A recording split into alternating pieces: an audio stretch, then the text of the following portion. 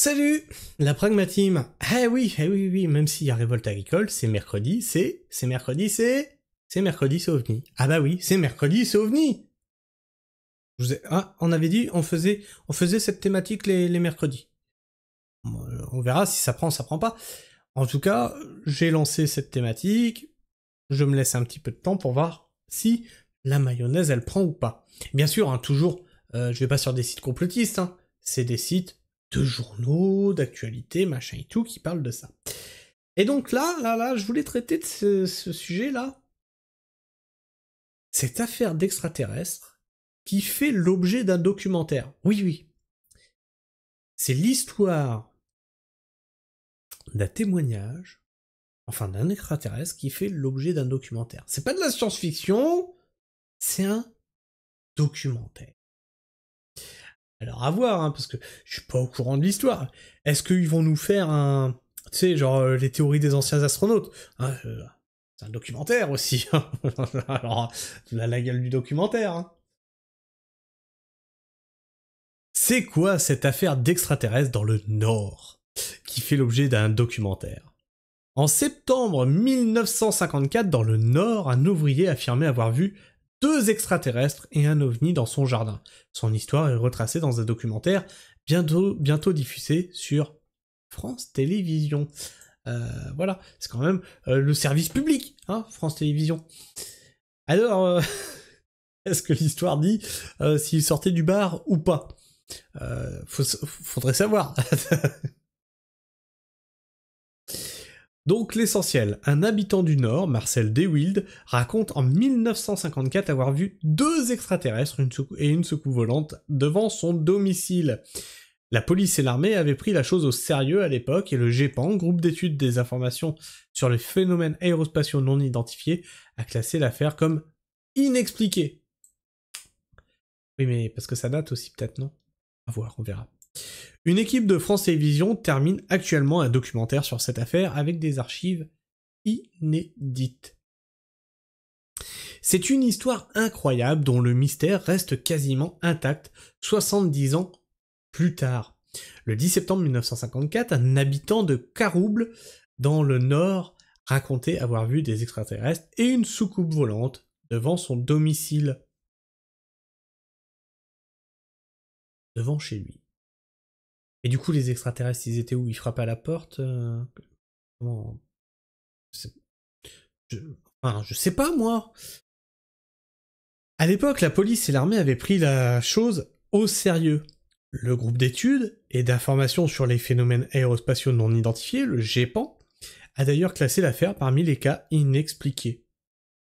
Aujourd'hui, le sujet revient dans l'actualité avec un documentaire en cours de finalisation, qui doit être diffusé sur France Télévisions au début de l'année prochaine, donc début 2025, vous allez avoir ce documentaire qui va arriver sur France Télé.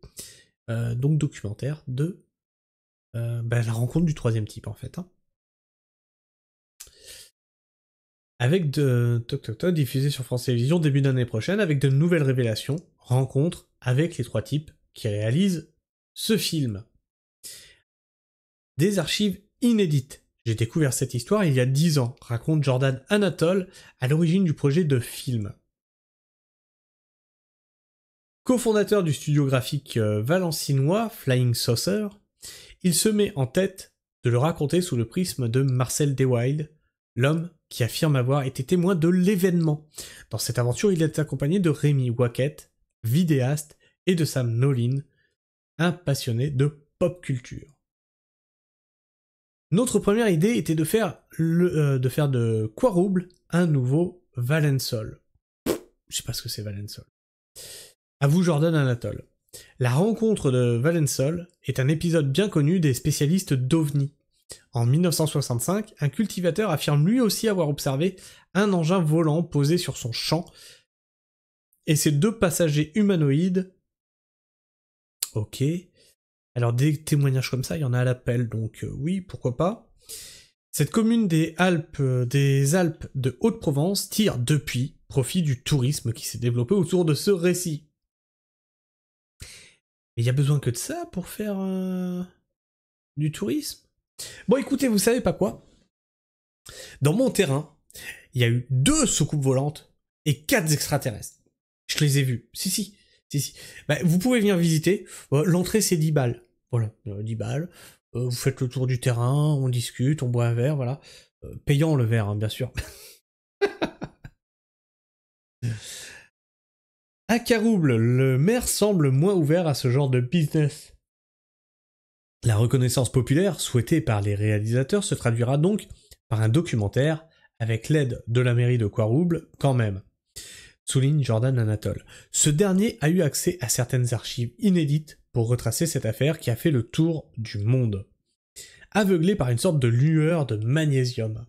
Retour en arrière. Marius Deswilde a 34 ans. Il est ouvrier métallo et jouit d'une réputation d'homme sérieux et travailleur à l'usine. Une petite maison isolée au milieu des champs tient lieu de domicile à lui et à sa famille. La voie ferrée, des houillères, longe son jardin. Il est 22h30 lorsqu'il entend les aboiements de son chien. La bête hurlait à la mort, raconte-t-il aux enquêteurs. En arrivant dans le jardin, j'aperçus sur la voie ferrée, à moins de 5 mètres de ma porte, une sorte de masse sombre, poursuit Marius Deswilde. Il pense qu'il s'agit de la charrette d'un paysan. C'est alors que 2 ombres s'approchent de l'engin. Celui qui marchait en tête se tourna vers moi. Le faisceau de ma lampe accrocha à l'endroit de son visage, un reflet de verre ou de métal. J'eus nettement l'impression qu'il avait la tête enfermée dans un casque de scaphandre. Il décrit les 2 êtres comme de très petite taille, moins d'1 mètre et extrêmement larges d'épaules. En s'approchant d'eux, Marcel Deswilde explique avoir été aveuglé par une sorte de lueur de magnésium. J'étais comme paralysé, assure-t-il.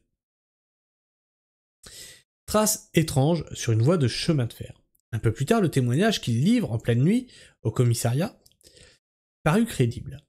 La peur de M. Deswilde était trop évidente, assura le commissaire qui a vite écarté l'hypothèse d'une simulation. D'ailleurs, les forces de l'ordre et même l'armée ont rapidement pris cette histoire au sérieux lorsque des traces étranges ont été retrouvées sur le basalte de la voie de chemin de fer et qu'un salarié d'EDF a évoqué une panne électrique inexplicable à la même heure.